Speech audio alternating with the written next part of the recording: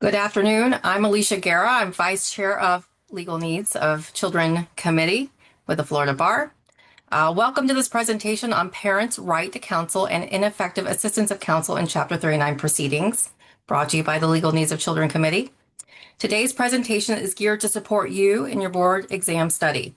We will host a series of trainings to follow between January 29th and May 1st, so stay tuned. We will get the dates, times, and presenters, and the links out for you.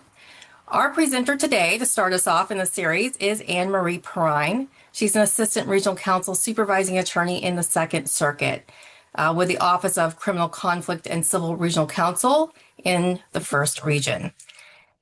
She's been with the office since 2008. Anne Marie is board certified in juvenile law and has been since 2018. I believe you'll enjoy her presentation today, and we certainly hope that it supports your board's study efforts. So, Anne Marie, the floor is yours. Anne Marie is willing to answer questions at the end of the presentation. So if you have any, just throw them into the chat. At the end, we'll come back on and moderate those questions for you. Please keep your lines muted so that we have a clean recording so that those who couldn't join us today but watch later on the website can watch without interruptions. You will also find in the chat box the CLE number for the presentation. There is 1 hour of free CLE credit for you there. Thank you. Anne Marie? All right, thank you so much, Alicia.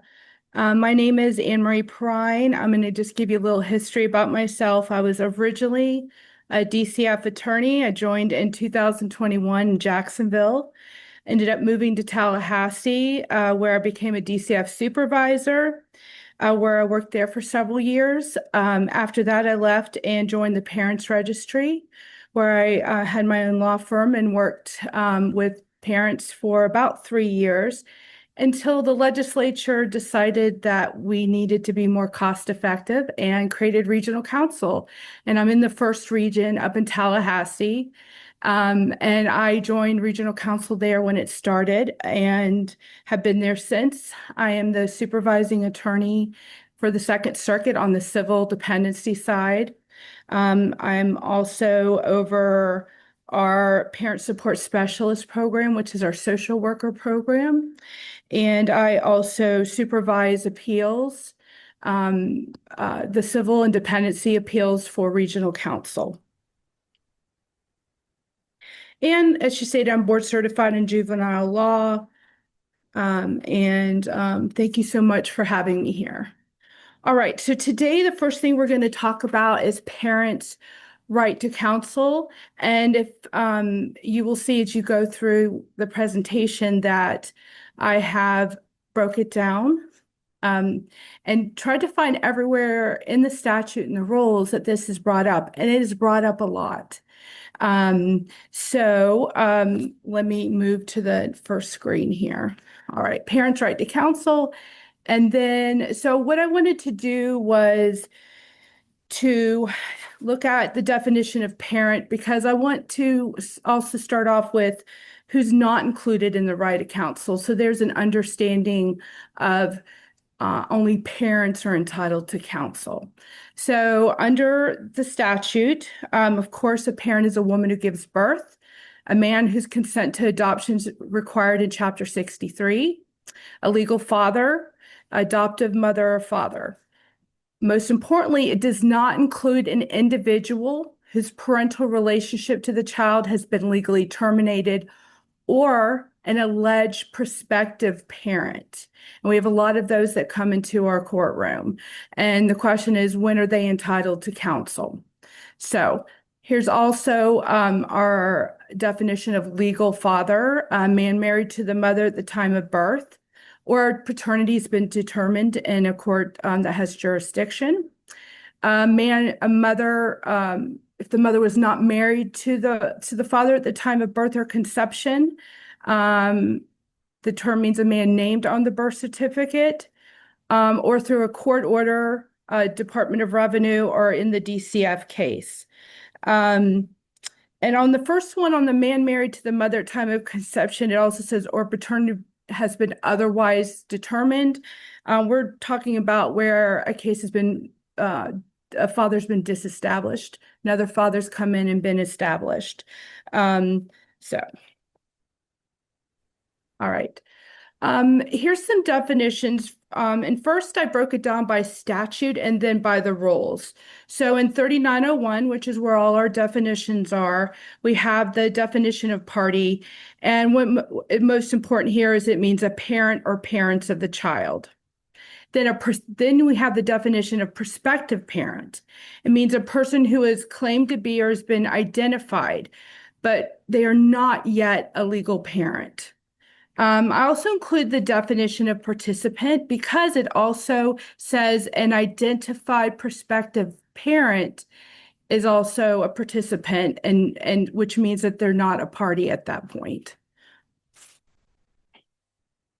Next, we're going to go to the rules. So this is Florida Rules Juvenile Procedure 8.210. And the definitions are much the same. Again, under party is parent of the child. Participant includes an identified prospective parent. So they have some rights, but not the full rights of a party or an actual adjudicated parent or, DCF or guardian ad litem. And then we also have parent or legal custodian. And that refers to the rights or responsibilities of the parent if there's no living parent with intact parental rights, or the rights of a legal custodian who has assumed the role of a parent. And this is important because a case can still come in under an adjudication because of abuse, abandonment, or neglect. It doesn't have to be a parent. It could be a custodian that's taking care of the child, but they are not a parent. And I gave you the case of the JAC versus Peterson out of the second DCA, where they found that grandfather did not have a statutory right to counsel, even acting in loco parentis. And in that case, the judge appointed an attorney who represented the legal custodian, the grandfather. He tried to get paid by JAC, and then it ended up being appealed, and they found that he was not entitled to that attorney, and that attorney wasn't entitled to compensation. So just understand, even though sometimes we see that interchange of parent, legal custodian, that's dealing with their role in abuse, abandonment, or neglect, not that they have the same right to an attorney. All right, so next, we want to look at prospective fathers closer here and their rights. And how can they become a legal father, therefore entitled to counsel? So under statute 39.5038, it says a prospective parent can file a sworn affidavit. And if they are determined to be a parent, or determined through a hearing to be adjudicated the parent, that they're going to be considered a parent for all purposes under this section. And of course, that has to be before the TPR adjudicatory hearing. Also, under the rules of juvenile procedure, it also says much of the same, that the parent has to be advised of their right to become a parent. They can also file a sworn affidavit in court.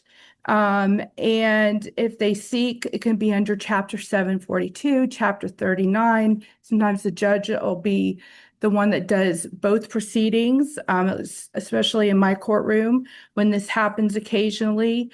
It's important that the judge has a duty here to advise those parents, prospective parents, of their rights. I also included in here in practice, in the 24 years I've done this, I don't believe I've ever seen a prospective father file an affidavit in court, or through their attorney. Normally, they just come to court, they're sworn in, and then they're adjudicated the father, or there's a DNA test, or there's some type of disestablishment.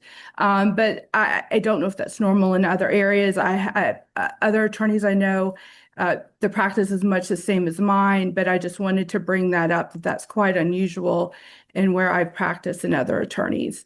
And then also in practice, I can tell you where up in Tallahassee, we actually still give prospective fathers an attorney, especially where there needs to be a disestablishment, which is a very difficult legal proceeding to understand. And they do get an attorney. I don't, it's clear from the statute and rules, they're not entitled to that attorney, but those attorneys are still getting paid by the JAC. So they take them, help those parents, or if there's a DNA test that determines that they're not a parent, then they come off the case. So I know other areas, they will not appoint a father, a prospective father, until he's adjudicated the father. But different areas do different things. So I just wanted to bring that up. All right. All right, now we're getting to right to counsel. And where is this found in the statute, in the rules? And most importantly, that it's in all stages of the legal proceeding. And this is said multiple times, different parts of the statute, different parts of the rules, case law as well. So first, we're going to look at the statute. Under our kind of general procedures, jurisdiction, right to counsel, they must be informed by the court of their right to counsel at each stage of the dependency proceeding. And if they're unable to afford counsel, counsel must be appointed. And then 9A kind of says the same thing, each stage of the proceeding, they're going to need to be advised. And then that says they shall appoint counsel for indigent parents. And at the same time, they also have to be advised, if they're not indigent, that they have the right to hire a private attorney. That's very important. And no parent should come into a Chapter 39 case against the department, guardian ad litem, another parent, and not understand that they have a right to counsel, whether it's they're indigent and they get an attorney from our regional counsel, or the registry, or they hire private counsel. And then under 9B, under 39013, they have the right to have their attorney to continue to represent them. So here's the attorney's duty. We have to continue to represent the parent throughout the proceeding. And if the relationship ends, attorney files a motion to withdraw, or the client asks for a new attorney, the court has a duty to advise them of their right to have new counsel retained or appointed for the remainder of the proceedings. So every hearing, a parent should have an attorney representing them.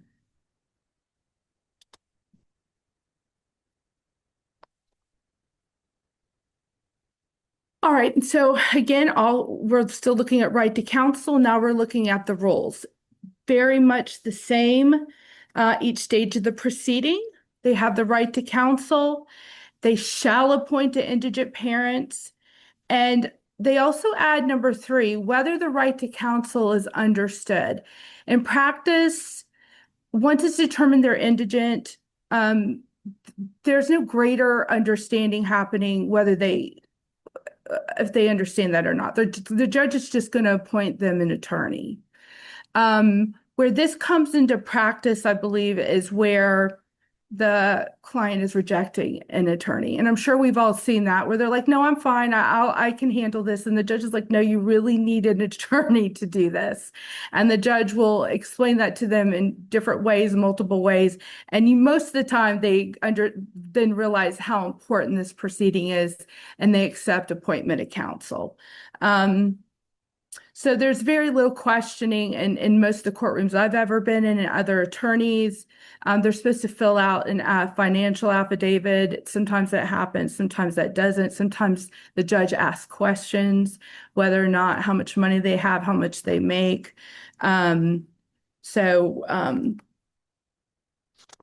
It just depends on your area, but they are supposed to file that financial affidavit because the clerk is entitled to get reimbursed. And there needs to be a finding that they're indigent.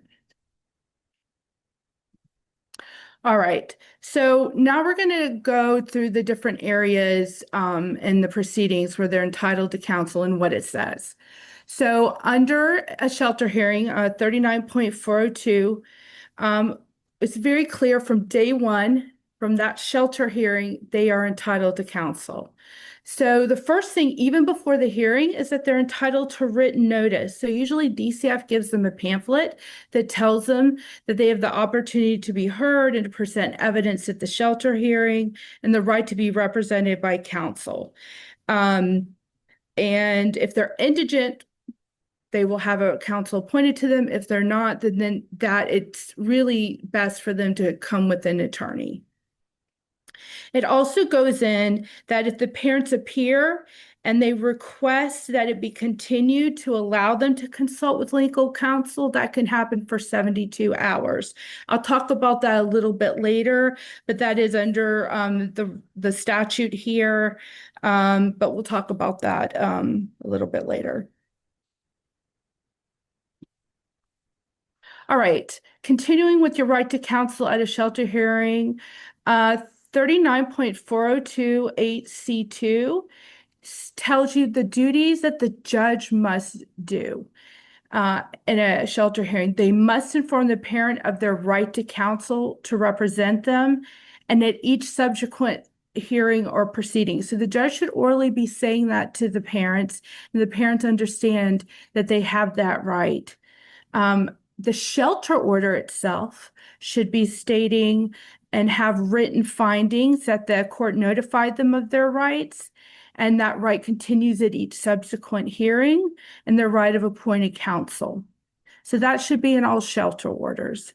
And then just additional notice that I added here for everyone, that the duties, the parents also have a duty, and that is to stay in contact with their attorney.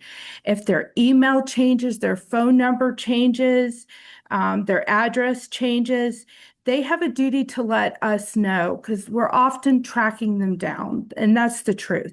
But it is their duty to let us know, and also case manager as well, because it should be the most important thing going on in their life. So they should want to be telling us where they are, how to get a hold of them, especially if some emergency happens regarding their child. All right, so now we have the right to counsel at shelter continues, and this is what's under the rules of juvenile procedure, and that's Rule 8.305B. Shelter hearing, again, similar to the statute where the court's advising the parent of their rights. And here I also wanted to notice under 80305B6A, custodians are not entitled to free counsel. It does say must advise, and that's just advise them. The legal custodian can go hire an attorney, not that they're entitled like a parent to a free attorney. And then under Rule 8.305B7C, that the court must appoint an attorney for that indigent parent, unless it's waived by that parent. And we'll talk more about waiver of counsel a little bit later. The rule also does the additional notice that they have to stay in contact with their attorney and case manager and keep their info updated. And I really appreciate, as a parent's attorney, the judge letting those parents know from day one that they have a duty to stay in touch with us and keep us updated. The shelter order also has to state the same as the statute, that they were notified of their right to counsel.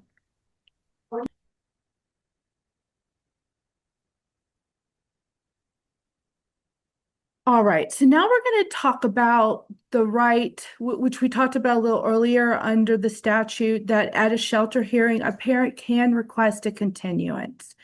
So under the statute and the rules here, it talks about that the court conducts an informal hearing on the petition. The court has to make findings of probable cause for that child to be removed. But it also talks about that the fact that the hearing can be continued up to 72 hours with the child remaining in shelter care. So that parent can say, I would like a continuance And it can be for really two reasons. One, they need an attorney to consult with, or two, that they need more information, review documents, hopefully showing some other evidence of why the shelter should not be granted, if that exists. Um, but during that time, that child or children still remain in shelter care. So the children remain removed from the parents, whether it's foster care or with a relative, but the parents still get that continuance granted to them, so that they can consult. Or let's say it's a weekend shelter and parents counsel are not there. For example, in my area, we will then set it that Monday or Tuesday to continue the shelter so that we are present, guardian litem is present, so that the parents have the full right to representation or present evidence. And this goes into the next additional requirement I added, which is that at the hearing, all interested persons must have an opportunity to be heard and present evidence. So parents should not be silenced. Their attorneys should not be silenced. Guardian litem, DCF, we all have the right to be heard and to speak and to present some type of evidence, but it is supposed to be non-adversarial. So it's a combination. All right, so let's go to the next page. So here we're talking about continuing with the right to counsel, and this is some case law that I thought would be helpful, talking about their right to counsel, their continuances, and the right to be heard. And I want to thank Regional Counsel, 4th Region. They have a case law reference guide, and it was so good that I just added it here. I didn't think I needed to reinvent anything. So here's some of the cases. Parents are entitled to counsel at shelter hearings, right? Very simple. This happened in 2012, despite the statute and rules being clear. There's still an appeal. There's still the court had to reverse and make sure that that parent had a due process shelter hearing. Also, AG versus DCF. Again, a parent's right to due process to have counsel. There was a writ filed, and they quashed the shelter order and remanded on whether the shelter should be granted, and that parent was entitled to an attorney. The next hearing is SM 2012 out of the 4th DCA. Again, talking about a parent's right to be heard, and it's a violation of due process if they are not. LMB, talking about the parent's right to present evidence at shelter hearings. LM versus DCF, again, right to present evidence and contest probable cause. And then lastly, JP, it was the error for the judge to repeatedly silence a parent's attorney during a shelter hearing. So that's important because I think we've all kind of had that happen. These shelter hearings get added. They're emergency hearings. The judge have busy days and they want them over fairly quickly. But if you're a parent's attorney, you have the right to be heard. Make sure there's argument made. Make sure your client's voice is heard during these shelter hearings. All right, so let's go to right to counsel during the dependency stage, right? Because we have dependency, we have TPR. So I separated those, and this is some case law here. There's not clarity on the issue of non-offending parents versus a parent who's offending having counsel. So we have the case of WG from 2010 that says non-offending attorneys are entitled to counsel. And this is what they said. The statutes in this case are clear and ambiguous. The statute refers to parents without any distinction between offending or non-offending, so they should be treated the same. But 5 years earlier, we had the case of CLR versus DCF out of the 5th DCA that says that it's purely a statutory right to counsel. that they were not being threatened with criminal charges, and therefore, as a non-offending parent, he was not entitled to counsel. WG certified it. The Supreme Court did not take it up. However, best practice, and I think this comes from whether you're a DCF attorney, guardian ad litem attorney, any of us knows that you want a clear case from beginning and end. You do not want due process violations as a case continues.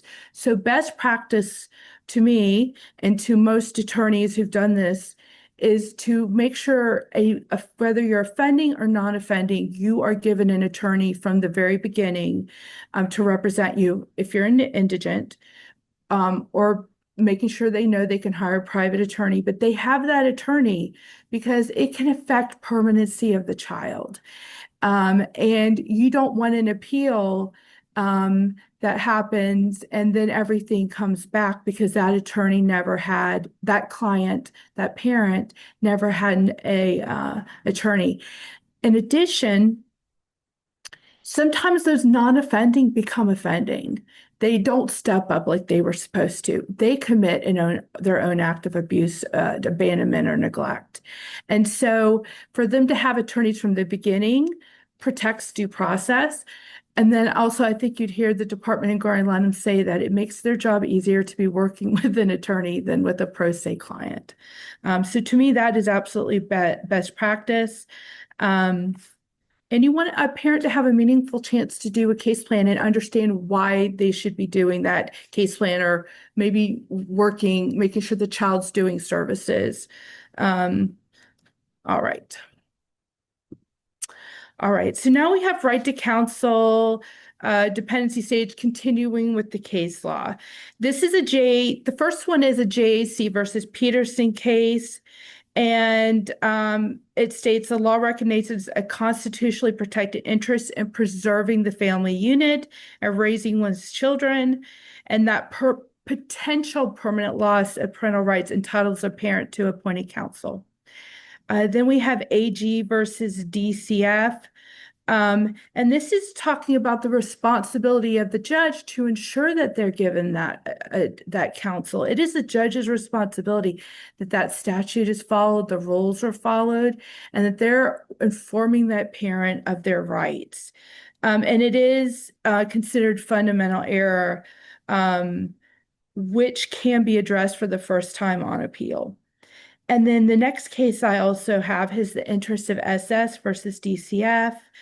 And I think I like this case a lot because it says the trial court failed to comply with the rules of juvenile procedure. And this was even back in 2000. And it said, which makes elaborate provisions for appointment of counsel and for procedures concerning waiver of counsel. So because they didn't appoint counsel, it has denied that parent due process of law. And so that was reversed. All right, so now we're going to go to right to counsel on the TPR stage, the termination of parental rights. I just wanted to mention a few areas talking about right to counsel that are just in the statute, kind of extraneous.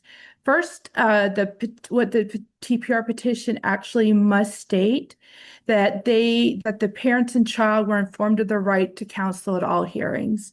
And for all of us that are reviewing orders all the time, that's actually in all the orders that I see, from shelter to TPR.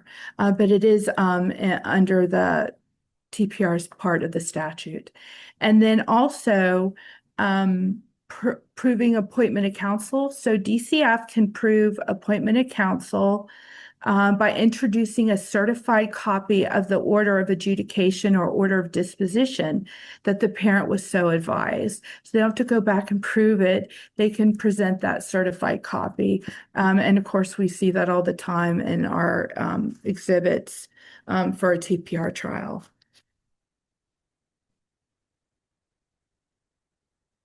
All right.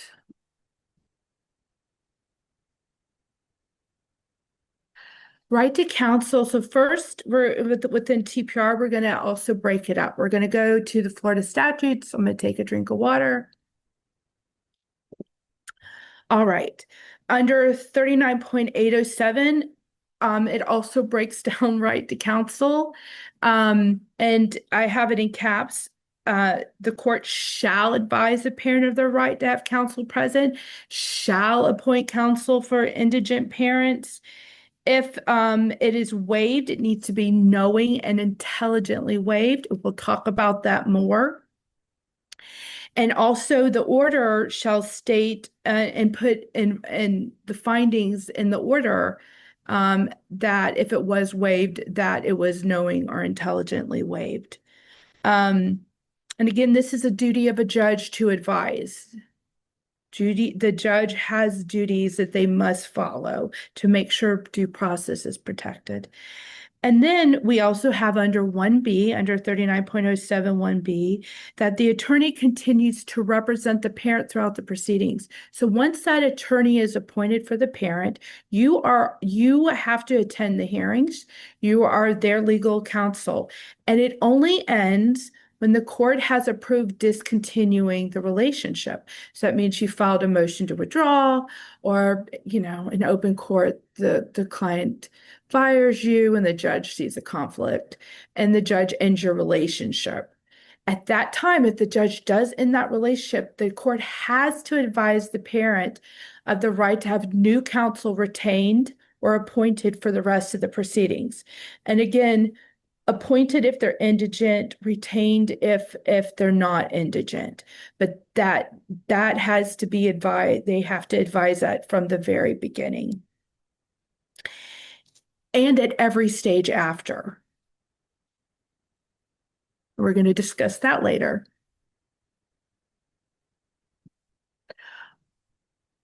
All right, now we're going to move over to the rules of juvenile proceedings and right to counsel and TPRs.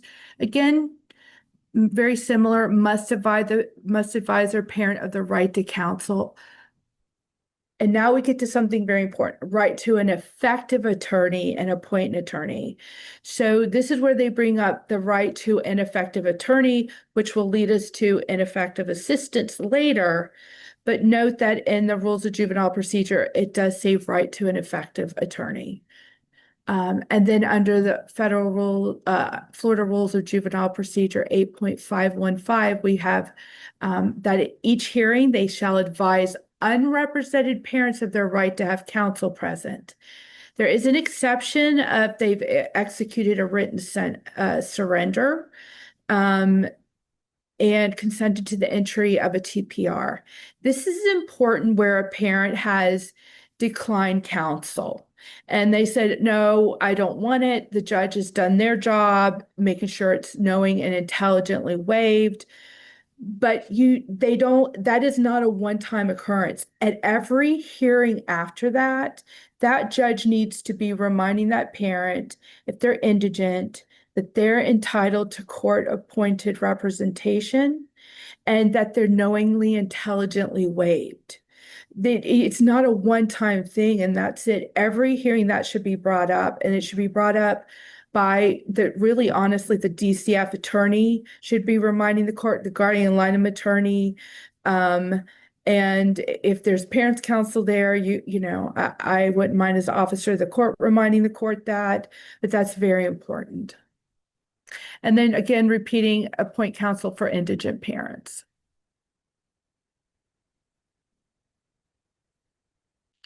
All right, so now we have on right to counsel under terminations case law on that.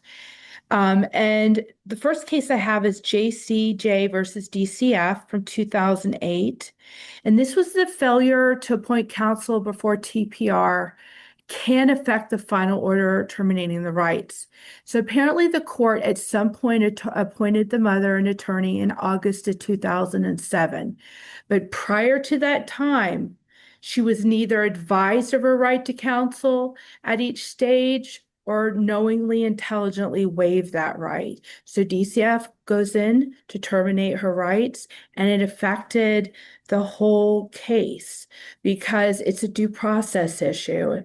And so it was reversed, and so she then had the due process right to have that counsel appointed to her. and to reminder the court to inform the parent of their right to counsel at each stage of the proceeding. And again, I went in and citing the different parts of the statute, how many different places does it remind the court of what their duty is. Then there's also the interest of JB.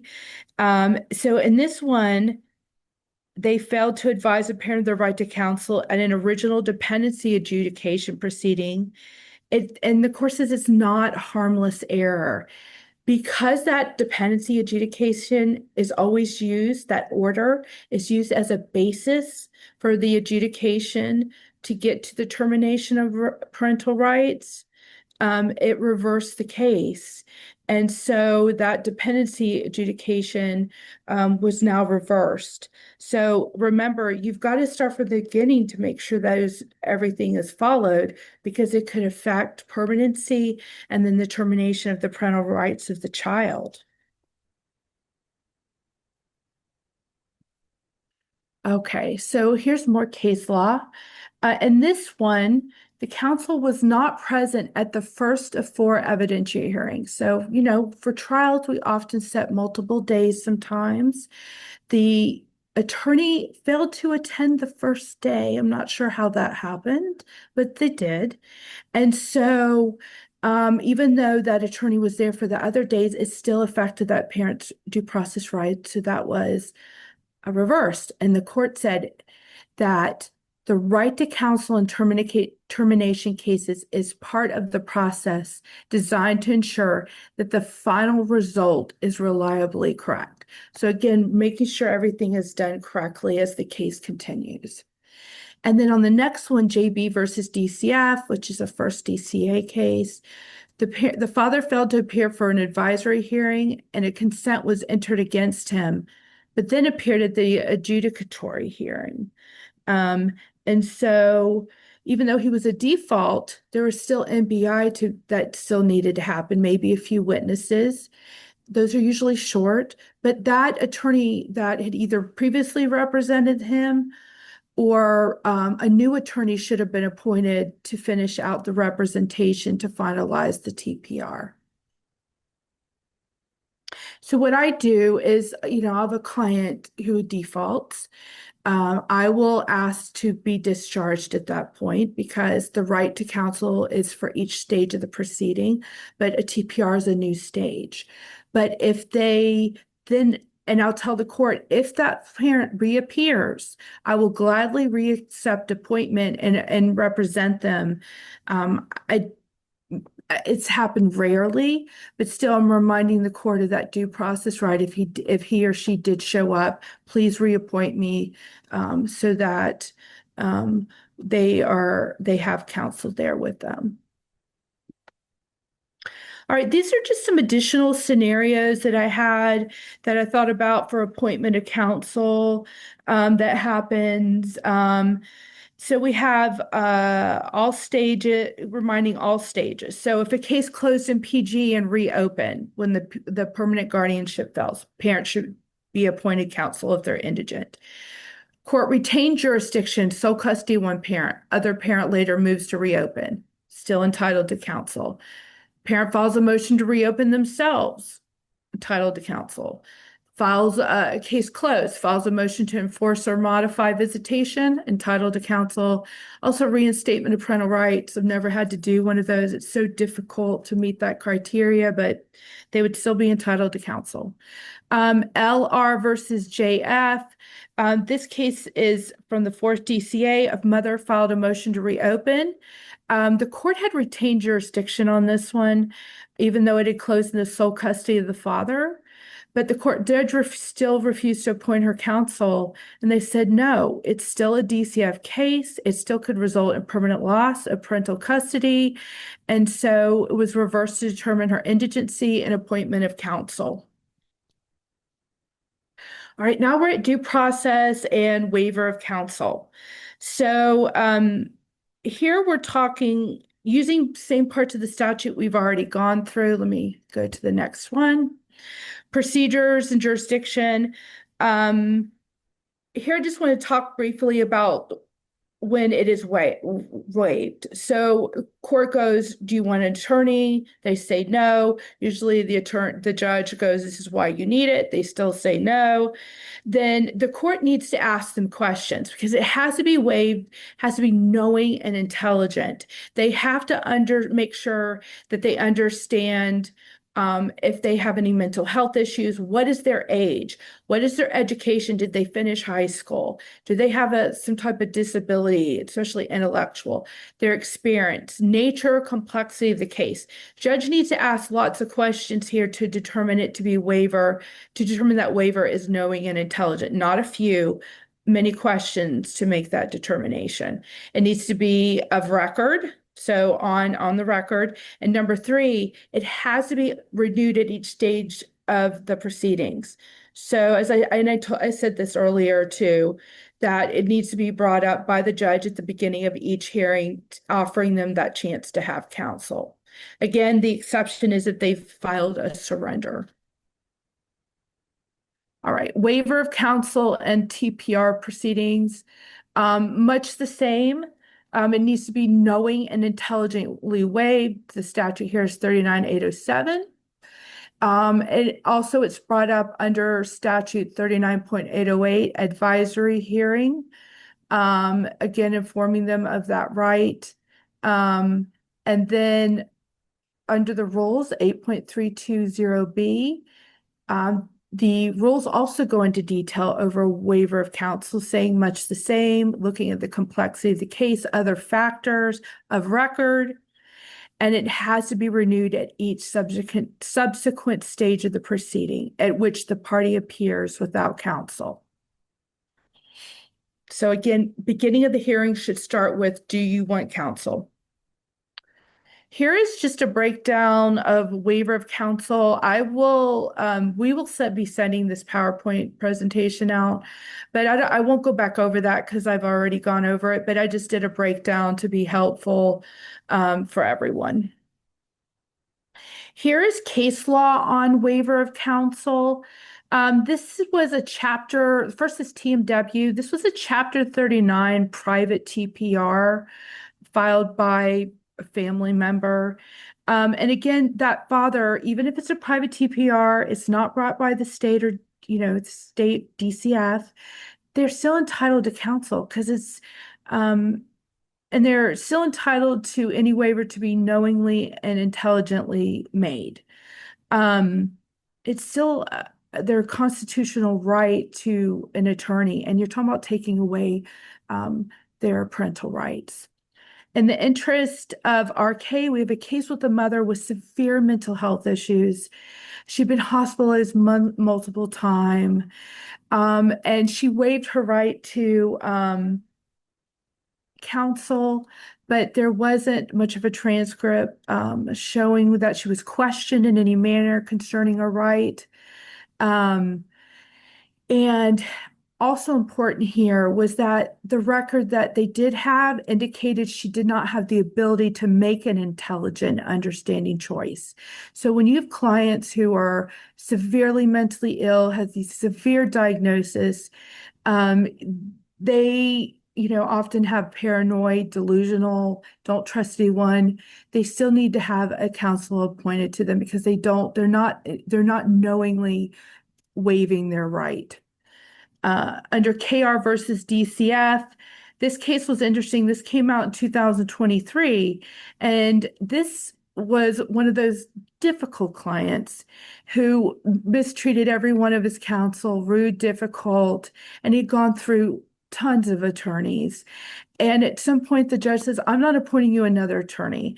And the court affirmed that. And they said, the fourth DCA, where there's sufficient evidence of abuse and non-cooperation on the part of the parent that rendered it obvious that he simply would not permit himself to be represented by anyone, and it amounted to a binding forfeiture or waiver of that right. So you can't abuse your counsel. And the court limited appointment of counsel based on his own conduct. For those of us who have had very difficult clients, I did enjoy reading that case. Indigency requirement.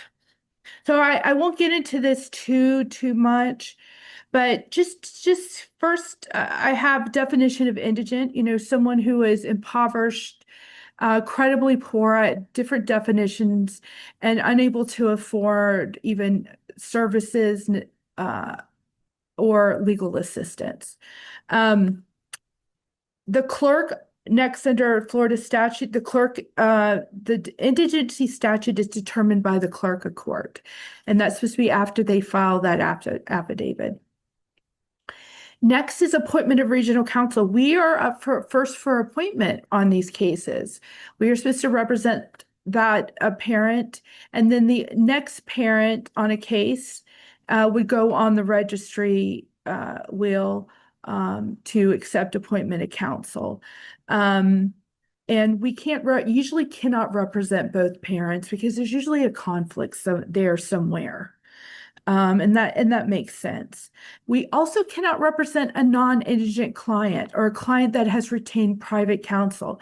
So if we discover that a client has money or assets or a big house, um, uh, or owns their own company, then we are going to ask to come off, and we have a duty to come off because we are costing the state the taxpayers money, and we are supposed to be saving the state money, and so we will ask to come off.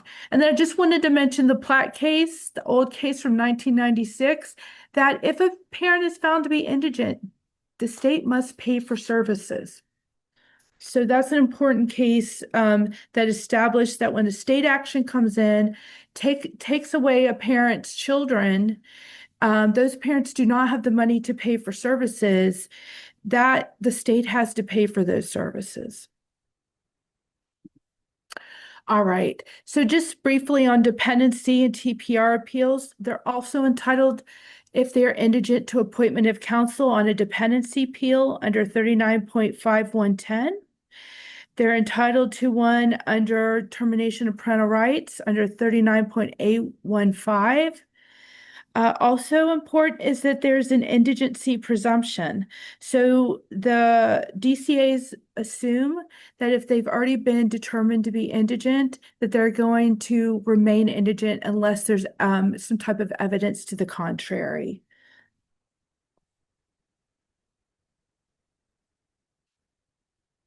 All right, we're going to talk about due process and withdrawal of counsel. This is talking about when should we withdraw. The attorneys, parents, counsel have a duty to do certain things before we can withdraw. The first one under the rules is after an adjudication of dependency or disposition order. When can you withdraw? The following has to occur. You have to certify that you discussed appellate rights and they chose not to appeal.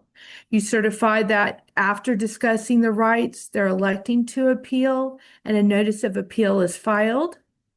Or if they're missing, never had contact with them, you certify and describe the efforts made to contact them, and then you can ask to withdraw.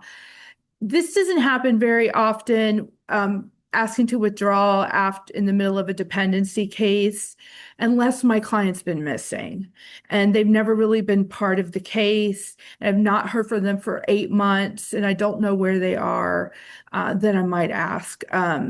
But usually this happens after termination of parental rights or when a case is closing. Under rules of juvenile procedure, same thing. Discussing appellate rights and they choose not to appeal, or after discussing appellate rights, they're decided that they do want an appeal, or if they're unable to make contact, describing efforts, you can withdraw. Number 4 is what's important here. Well, actually, before I get to that, I did highlight discussing, and the reason is you need to talk to your client. If you're a parents bar attorney and you need to withdraw, you need to discuss it. You don't just send them a letter and say, contact me. I've had some cases because I review appeals where all I saw was that the attorney had sent a letter to an incarcerated client. How did they get a hold of you? You have a duty to discuss it. Now, you don't have to call them every day for 30 days, but you need to show reasonable efforts that you've tried to talk to them, try to get a hold of them. So for me, I send them out the letter, send them a TPR order, I mail it, email it, and then also try to call them. So once we get to TPR, there's a fourth part to this. And that not only do we have to talk about their right to appeal, but we also have to talk about their right to file an IAC motion, ineffective assistance of counsel. Okay. And that is not in the dependency stage. There's no ineffective assistance in the rights in the dependency stage. It is only in the TPR stage. And we'll talk about that a little in just a few minutes. So I briefly just want to just remind everyone under the rules of appellate procedure for dependency TPR, we have our own little area that's rule 9.146. Again, they're entitled to counsel. If we are appealing for them, we have to file a motion for appointment of counsel, serve that on the judge. And that order of appointment must be entered promptly. If that trial attorney who did the trial is not on the local appeal registry, then they need to request appointment of appellate counsel. If they are on the appellate registry, then they can ask to be appointed. But some attorneys think they're done, that essentially that they don't have to do more, but sometimes the DCA still picks up that trial attorney. So if you start getting notices from the DCA, even though you asked for appellate counsel, you need to respond to those because they still consider you the attorney of record, and you then may have to withdraw at the DCA level too. So just be aware of that. I've seen some attorneys ignore that and get in trouble. And then on rule 9.146G4B, motions to withdraw of counsel. So if you are the appellate attorney and you're going to withdraw, you have to do that you file a motion and you state after conscientious review of the record and you've determined in good faith there are no meritorious grounds, you can ask to withdraw. Then the parent can file their own brief pro se. They can also hire private counsel, but they're not entitled to more free counsel after that. Once that one attorney that was appointed rejects the appeal and says, there's nothing to brief here, they either have to write their own brief or they have to hire private counsel. So I just wanted to make sure everyone knew about that. All right, so now we're getting to ineffective assistance of counsel. So this is again applicable only to TPR proceedings. And I stated this previously at the advisory hearing, the judge must be advise them of their right to an effective attorney. At the TPR adjudicatory hearing, at the conclusion, assuming that the TPR was granted, they have to inform them of their right to appeal and their right to file an IAC motion. And the TPR order also must state their right to file a motion and a brief explanation of the procedure for filing such a claim. So that needs to be both oral and in writing about their ineffective assistance requirements and due process rights. All right, and I just included this. This is the form. It's in the rules of juvenile procedure, what should be in every TPR order. It's always at the very end, but it breaks it down for them. And I think we all know why, because ultimately, if they file a motion for IAC, they're not entitled to an attorney. So it gives them the kind of information that an attorney would give them if we were allowed to represent them on an IAC motion. All right, so there's a whole history on IAC. For years, there was no right of ineffective assistance of counsel under dependency TPR cases. And then we got the case of JB versus Florida DCF, where the Supreme Court recognized that right for the first time under the due process clauses to the U.S. and Florida Constitution. United States Supreme Court has held that right is not a due process right under the U.S. Constitution, but our due process clause under Florida has a higher due process standard. Um, so I want to just point that out. And it did decline to follow the higher criminal ineffective assistance standard found in Strickland v. Washington.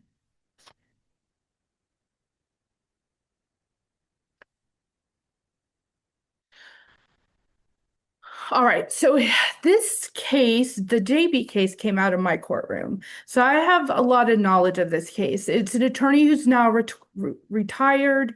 If anybody's ever read the case, as an attorney, it is very hard to read because it actually goes into detail of the things that this attorney said and is very cringy. I included that here, depending on how much time we had. But essentially, some of the things he said was that he was not prepared to go forward on the case and that he was under the impression that things would have been different, but something changed. The court says, well, it's been scheduled. You're competent. Let's go forward. Then he continued to make comments that he was really exhausted and that, quote, the last few weeks had worn him down. But then he also still had an opening statement. He argued the TPR should be denied, that she had complied with their case plan, reasonable efforts issues. And then it also discussed what happened during the trial, where there were mistakes made. At the conclusion of the DCF case, he did not move for judgment of dismissal. That is a requirement in the first DCA to preserve the appeal. So that was a major problem because essentially there's no way to win if you don't move for that judgment of dismissal. And then the mother's counsel never filed a witness list. DCF objected to her having any witnesses. The judge overruled that objection, which she should have, and allowed the witnesses to testify. And the mother actually submitted her own witness list. And like I said, it's very cringy when you read this because you just reminds you just don't put certain things on the record, even if you are tired or you've had a long day or a long week. And so going to part two, he also argued about something in the statute about mental health issues, but then he couldn't give her the statute cite. And he didn't have a statute book with him. And then he said, quote, of course, I'm so tired. I may be doing everything again wrong, but I believe that is. And then the department's counsel attempted to assist him. And then he had to admit, yeah, the statute she has pointed to is not the one I was thinking of. It may have changed. I've been doing this so dadgum long. I've been at this point, put in 80 hours this week. I can't think straight, so I withdrew that part of it. So really cringeworthy statements that would be concerning if any of us were in the courtroom hearing an attorney saying this. Regardless, mother's rights were terminated, appeal followed. Just note, mother was represented by a different attorney who I know well for the appeal. Case law on AAC. So the appeal had 10 claims of ineffective assistance of counsel, untimely motion for a continuance, saying he was exhausted, wrong facts regarding the mother, allowing introduction of hearsay, failing to file a witness list, failing to cross-examine guardian ad litem or object to the guardian ad litem's report on timeliness and hearsay grounds, failing to move for judgment of dismissal, failing to pursue a redirect examination that a mother's claim that a relative placement was available, although now we know with the SM case, that's not really a defense. Misleading the court during closing arguments about a qualified case manager, and then failing to object to the court not telling the mother about advocacy services. So exhaustive list here, but the DCA affirmed, but certified the question of great public importance regarding the right to effective counsel and vindication of that right. So the holding in JB is where they or make it very clear parents have a constitutional right to effective assistance of counsel derives from the Due Process Clause. However, there's a strong presumption that the attorney representing a parent as a professional subject to the standards of legal profession has provided reasonable professional assistance. And there's a very strong burden of proof that that parent has to undercome. They have to identify specific areas of commission or of omission made by the parent's counsel under totality of the circumstances, evidence a deficiency in the exercise of reasonable professional judgment in that case. And then most importantly, that representation so prejudiced them that but for that deficient representation, their rights would not have been terminated. So it's a very high burden for a parent to meet. And finding all of that, essentially, they said, even though this attorney maybe didn't do a great job, didn't show how she was prejudiced. And they also asked for the directed rulemaking to develop a procedure for addressing such claims. So they asked for a rule to be created, which is now Rule 8.530. All right, so the motion for ISC procedures, here's what's important here. We have a duty of the court to advise, as I stated previously, of their right to file it. We have the duty of the attorney to talk to them and advise them of their right. If that parent states an intention to file a motion, that attorney must immediately seek withdrawal. So the client doesn't have to file the motion, they have to state an intention. And that attorney has to withdraw. Why? We have a huge conflict. We can't go forward on a motion saying we didn't do a good job. And then under Part C, of course, the trial court continues to have jurisdiction on the case. All right. So here on what's important as well here is an indigent parent is not entitled to an attorney to assist them in preparing, filing, or litigating. So they have to file the motion themselves, they have to do the hearing themselves, they have to present evidence themselves, or they have to go hire their own private attorney. But I also want to point out they're still entitled to an attorney on appellate review. So if they lose their motion, they're still entitled to an attorney on the appeal of the TPR or in their appeal of the motion for IAC. That motion must be filed within 20 days. Not 21, you're done at 21, 20 days from the date the court enters the order, not the date of the court entered at the hearing orally announced, the date the order is entered. And it does toll rendition of the order terminating parental rights for purposes of appeal. So either they enter an order, or if it doesn't happen within 50 days, then the TPR order continues and that appeal continues. All right, I'm going to briefly go over this. This is just what's in a motion for IAC.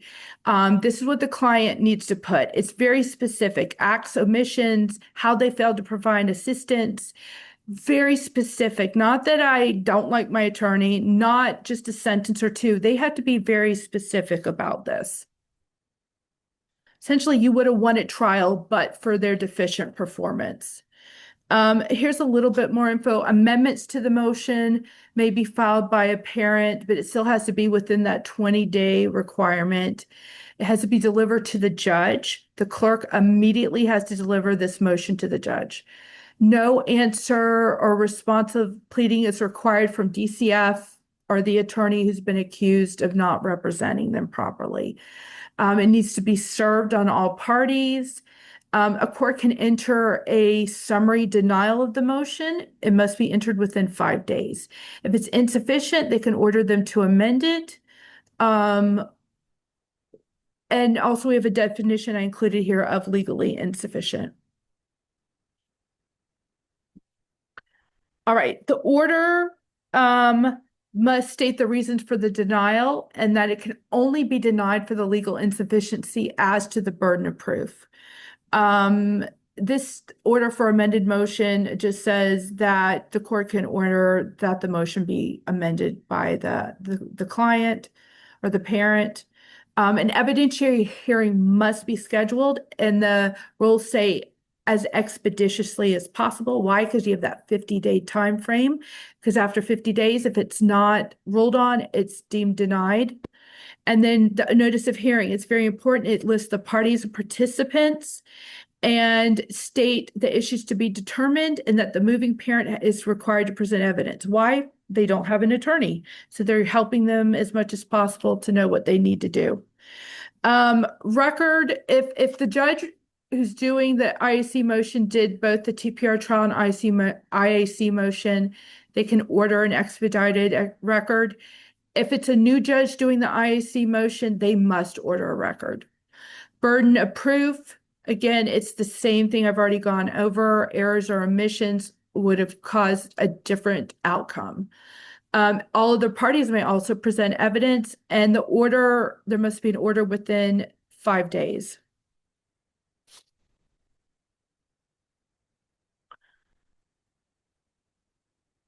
Let's see.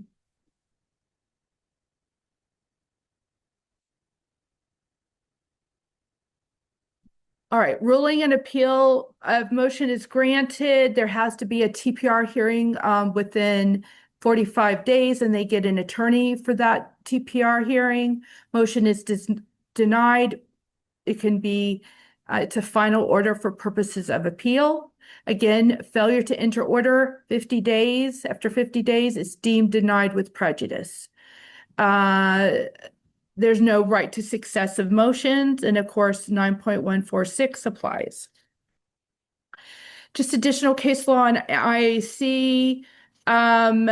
This is saying here that the first case in 2016 says there wasn't an oral advisement of IAC, but there was a written, it was in the notice.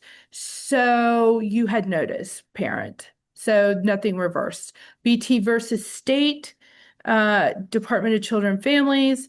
And that one, there was neither oral or written. And they say it's not a substantive right. You still lose, parent. It's a really high burden of proof. Here, this just is 9.146 IAC appeal. Just talking about that it tolls rendition of the order until the lower tribunal files a signed written order on the motion. Talks about the scope of review, that the ineffective assistance must be within the TPR order as well. It stayed until the lower tribunal renders an order disposing of the motion or the 50 days. All right, I'm almost done here. I just want to briefly say on Chapter 63 proceedings here, no statutory right to counsel in 63. It comes through the due process right in U.S. and Florida Constitution. Right to counsel, though, is found in case law. If a parent objects to the TPR/adoption, they must be appointed counsel. 63087 does allow for a continuance to consult. And MM versus KP reverse because they did not give a birth mother counsel who requested it. Again, citing other cases saying it's a fundamental right. You're terminating them. They're entitled to an attorney. MEK versus RLK. Again, that right to counsel, even if it's a private action, even if it's grandma bringing the TPR or adoption petition, it's still state action. They need an attorney. And then lastly, here are cases where private Chapter 39 TPR, they're also entitled to counsel. It doesn't matter where 63 or 39. If they're indigent, they're entitled. And then I just want to point out under statute 27.5116A, it is regional counsel who should be appointed first by the judge, unless we have a conflict, and that is listed under our direct statute that lists what we should be appointed on. So I am done. Thank you so much for joining us today. Thank you to the Legal Needs of Children Committee. Thank you to Ms. Guerra for working with me on this, the bar, Ms. Brower, who is my boss from Regional Counsel 1, who is here today. Thank you, everyone. I hope you have a wonderful holiday with your family. If there's any questions, I'll be happy to take them. Thanks so much, Anne-Marie. This is Candace Burr. I just want to say that the video that was prepared by the Board Certification Committee, it's done. I haven't got approval yet to release it. So I'm just waiting for that. And as soon as it is released, it'll be on that website that I provided a link to in the chat. So thank you guys so much for doing this. Thank you. Wonderful. Thank you so much, Anne-Marie. That was a wonderful presentation. Thank you, Candace, for your support and getting that video. And hopefully soon we'll have it linked between either the committee's webpage, Candace's webpage, or the Legal Needs Committee webpage. So if you want a copy of the PowerPoint, just shoot me an email. I threw my email into the chat box. I believe Anne-Marie, you were comfortable with sharing that PowerPoint? Sure. Okay.